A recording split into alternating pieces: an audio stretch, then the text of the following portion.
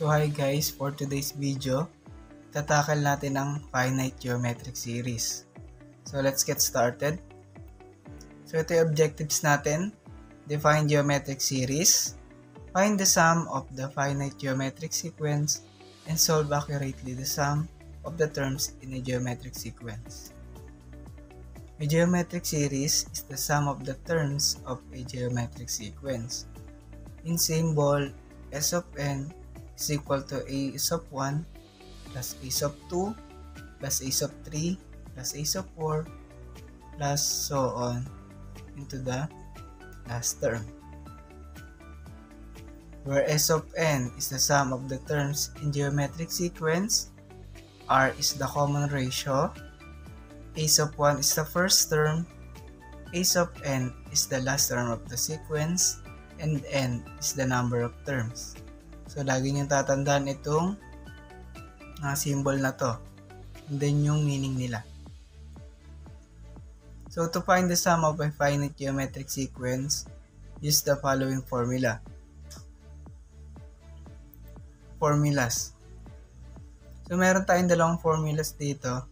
Ito muna yung gagamitin natin. S of n is equal to a sub 1 times r raised to n minus 1 all over r minus 1. So, gagamitin natin to if the given are the first term, number of term, and the common ratio. So, para mas maintindihan natin itong formula na to, let's have an example. What is the sum of first 5 terms of 3, 6, 12, 24, 48, and 96? So, kunin muna natin si a sub 1, which is 3. And then, si common ratio natin is 2. So, paano natin nakuha to? Pag sa pagkukuha ng common ratio, divide lang natin si second term kay first term. So, kaya meron tayo dito 6. And then, yung first term natin is 3. So, 6 divided by 3 is 2. Kaya, ang common ratio natin is 2. And then, yung n natin is 5. Si n is number of terms. So, nakalagay dito is 5 terms. Kaya, 5 yung n natin. And apply na natin yung nakuha natin na given dito sa formula natin. So, a sub 1 natin is 3. Common ratio is 2. N natin is 5 minus 1. And then, R natin is 2 or yung common ratio minus 1. And simplify natin itong given natin na to. So, 3, and then 2 raised to n is 32, minus 1, and then 2 minus 1 is 1. And simplify pa ulit natin to para makuha natin yung sum ng first 5 terms. So, 32 minus 1 is 31, and then 3 times 31 is 93. Then, 93 divided by 1 is 93. Therefore, ang S of 5 natin is 93. Now, let's have another example. Example number 2. A ball is tossed to a height of 4 meters, rebounds to 40% of its previous height. Find the distance that the ball traveled when it strikes the ground for the 5th time. So, hanapin natin yung distance ng ball. So, yung unang rebound daw ng ball is 4 meters. And then, yung another rebound niya is 4 meters. Kaya, 4 plus 4 is equal to 8. Ngayon, pagka-rebound daw ng bola is bumaba siya ng 40%. So, kaya yung 4 natin, ita-times natin kay 0.4. So, bakit 0.4? Kasi kapag ginawa natin decimal point tong, or kinonvert natin sa decimal tong 40%, nagiging 0.4. So, 4 times 0.4 is 1.6. E ngayon, ito yung unang strike natin. So, pangalawang strike or sa pangalawang rebound, meron na tayong 1.6. Same lang ng ginawa natin kanina. 1.6 plus 1.6 is equal to 3.2. Then, bumaba ulit siya ng 40%. Ngayon, si 1.6, multiply natin kay 0.4. ang equal niya is 0.64. Ngayon yung pangalawang strike natin. Ngayon sa pangatlong strike natin, 0.4 plus 0.64 plus 0.64 is equal to 1.28. So, okay na itong tatlo na to. Nakuha na natin yung tatlong strike. Since ang hinahanap natin is pang fifth time niya. Tatlo pa lang yung nakuha natin ngayon. So, hindi na natin gagamitin to. Apply na natin yung formula natin. So, kunin natin yung ace of 1 which is 8. And then yung common ratio natin is 0.4. Dinivide lang natin sa second term kay first term. Kaya nakuha natin itong 0.4. Then yung number of terms natin is 5. Kasi hinahanap natin yung pag-strike ng bola sa ground for the fifth time. Apply na natin yung formula natin. Yung ace of 1 natin is 8. And then your common ratio is 0.4. And then yung n natin is 5. Minus 1. Common ratio is 0.4. Then minus 1. And simplify natin to. Magiging sagot natin is,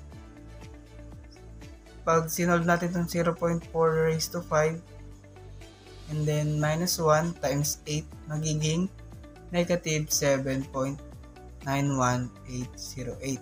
All over 0.4 minus 1 is negative 0.6. Ngayon, simplify pa na ulit natin to or i-divide natin. Yung negative 7.91 kay 0.6. Magiging sagot natin is 13.196. So, ang hinahanap natin dito is distance. So, ra-round off lang natin siya. Kaya naging 13.20. So, ito yung final answer natin. Ang S of 5 natin is equal to 13.20 meters. Or 13.20 meters yung distance ng ball or yung na-travel ng bola sa pag-strike niya sa ground for the fifth time. Try naman natin yung isang formula natin. Ang S of n is equal to ace of 1 minus ace of n times ratio all over 1 minus r. So kapag ganito naman yung formula natin na gagamitin, kapag yung given natin are the first term, last term, and the common ratio. Dapat yung common ratio natin is not equal kay 1. Para mas maintindihan natin to, let's have an example. Example number 1, find the sum of the terms of a geometric series or geometric sequence rather, where the first term is 2, the last term is 162, and the common ratio is 3. So kung mapapansin nyo dito, given yung first term, last term, and common ratio. So kunin natin yung first term, and then yung ratio and then yung last term, and then yung ratio natin. So given naman na itong tatlo na to. Ngayon apply na natin sa formula natin.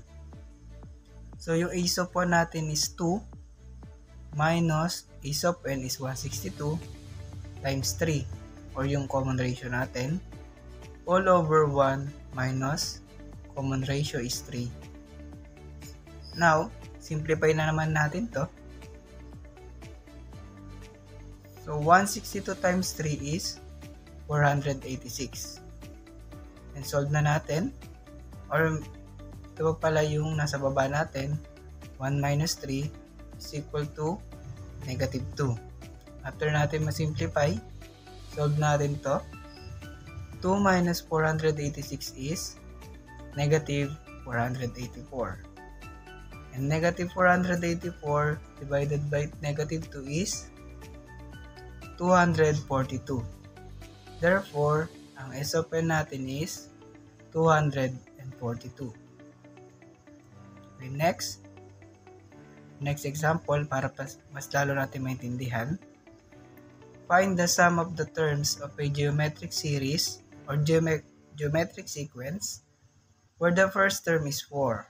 So given the first term, the last term is 324. Given ulit si last term, and the common ratio is 3. Given ulit si common ratio. So, kunin lang natin yung tatlo. First, last term, and common ratio. Pag ganito, ulitin ko lang ulit. Pag given yung tatlo na to, first term, last term, and common ratio, ito yung gagamitin natin formula. Si S of n equals a sub 1 minus a sub n times r all over 1 minus r. Then substitute na natin yung given kanina or yung value na nakuha natin. A sub 1 is 4 minus a sub n is 324 times common ratio is 3 all over 1 minus 3. Simplify natin. So 324 times 3 is equal to 972. 1 minus 3 is negative 2. Ngayon solve natin to. 4 minus 972 is 968 or negative 968 all over negative 2. And solve natin ulit. Negative 968 all over negative 2 is 484. Therefore, ang S of n natin is 484.